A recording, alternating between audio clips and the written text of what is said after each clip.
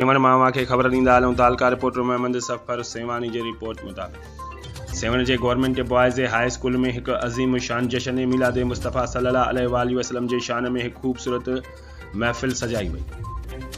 मिलाद मुस्तफ़ा सल्लल्लाहु अलैहि वसल्लम जी महफ़िल में शागिर्दनि ऐं नात ख़्वाननि मिठड़े आवाज़ में निहायती मुहबतुनि सां हुज़ूर अकरम सल्लल्लाहु अलैहि वसल्लम जिन जी सीरत मुबारक ते तक़रीरूं नात शरीफ़ पेश करे जश्न ईद मिलाद नबी सल्लल्लाहु अलैहि वसल्लम जे हिन नूरी महफ़िल में मुहबतुनि चाहतुनि ऐं अक़ीदतनि जा रंग भरे छॾिया।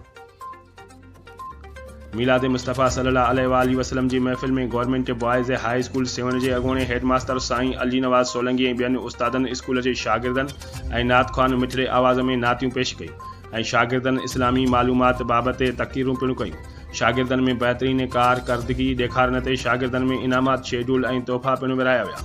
मिलाद महफ़िल में सेवन तालके जे केतिरनि गवर्नमेंट बॉयज़ स्कूलनि जे उस्तादनि समेत केतिरनि शागिर्दनि शिरकत कई। मिलाद जी महफ़िल में हाई स्कूल सेवन जी इंतज़ामिया पारां महफ़िल मिलाद में शिरकत कंदड़नि समूरनि महिमाननि ऐं शागिर्दनि ऐं उस्तादनि में लंगर मिठाई तक़सीम कई वई।